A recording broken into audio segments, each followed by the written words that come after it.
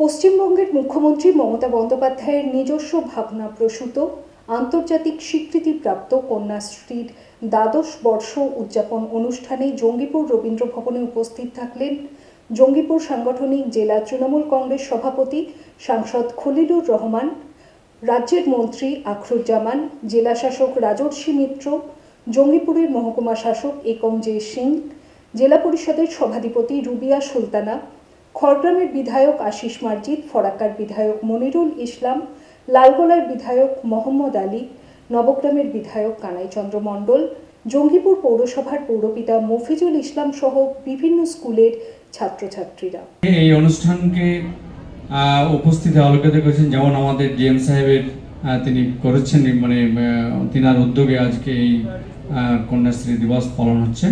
সেই সঙ্গে উপস্থিত আছেন আমাদের জেলার একমাত্র মন্ত্রী সম্মানীয় আখরুজ্জামান সাহেব, উপস্থিত আছেন আমাদের জেলা পরিষদের সভাধিপতি রুবিয়া সুলতানা মহোদয়। সেই উচ্চশিক্ষায় শিক্ষিত করা যায় তাহলে পরিবারও শিক্ষিত হবে, সমাজও উন্নত হবে, এবং মেয়েদেরকে যদি স্বাবলম্বী করতে পারা যায় তাহলে নিশ্চিতভাবে পরিবারের যে উন্নয়ন হবে সেটা আমাদের পরিবার তথা রাজ্য বা দেশের জন্য তা মঙ্গলময় হবে। এবং বাল্যবিবাহ যেভাবে যে হারে হচ্ছিল সেটা রোধ হওয়া অত্যন্ত দরকার, তার প্রয়োজনীয়তা ছিল। গ্রাম বাংলার মেয়েরা একসময় বাড়ির একটা সীমানা গণ্ডির মধ্যে থাকতো। একটা সময় দেখতাম যে প্রাইমারি স্কুল বা জুনিয়র হাই স্কুল পর্যন্ত তার সীমাবদ্ধ। তারপরে ক্রমশ একটু স্কুলের সংখ্যা যখন বাড়তে লাগলো, তো কিছু কিছু পরিবার থেকে হাই স্কুলে যেতে লাগলো।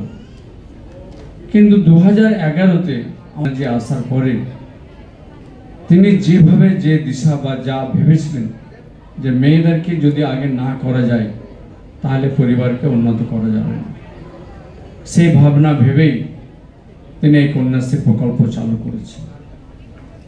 এবং কন্যাশ্রী প্রকল্প চালু করতে গিয়ে আজকে আমরা দেখতে পাচ্ছি যে বাল্য বিবাহ অনেকটা কমেছে করেছে, সেই যাটা বাস্তব আমরা তা ফল পাচ্ছি।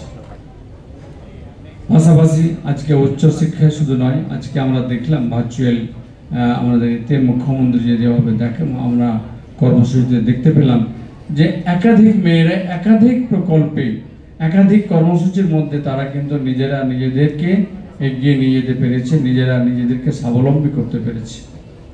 এর জন্য আমরা আমাদের মুখ্যমন্ত্রীকে, আমাদের রাজ্য সরকারকে আমরা কৃতজ্ঞতা জানাই।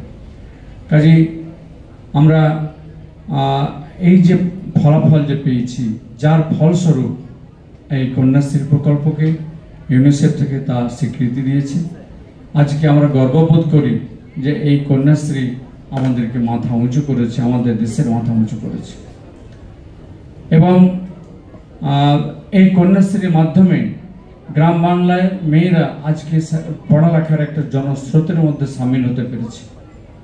তারা নিজেরা স্বাবলম্বী হওয়ার জন্য চিন্তা ভাবনা শুরু করে দিয়েছে, শুধু তাই নয়, তারা সেই কাজটাও করছে। তো এটাতে আমরা অত্যন্ত গর্ববোধ করছি। আগামী দিনেও এই কন্যাশ্রী প্রকল্পের মধ্যে দিয়ে সমস্ত মেয়েরা এগিয়ে আসুক, অংশগ্রহণ করুক।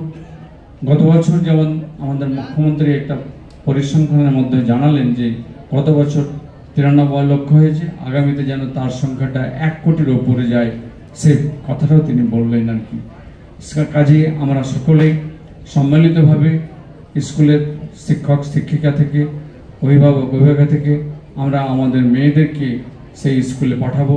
আমরা তাদেরকে বাল্য বিবাহ থেকে দূরে রাখবো, আমরা তাদেরকে স্বাবলম্বী করব, আমরা কন্যাশ্রী মেয়েকে বানাবো।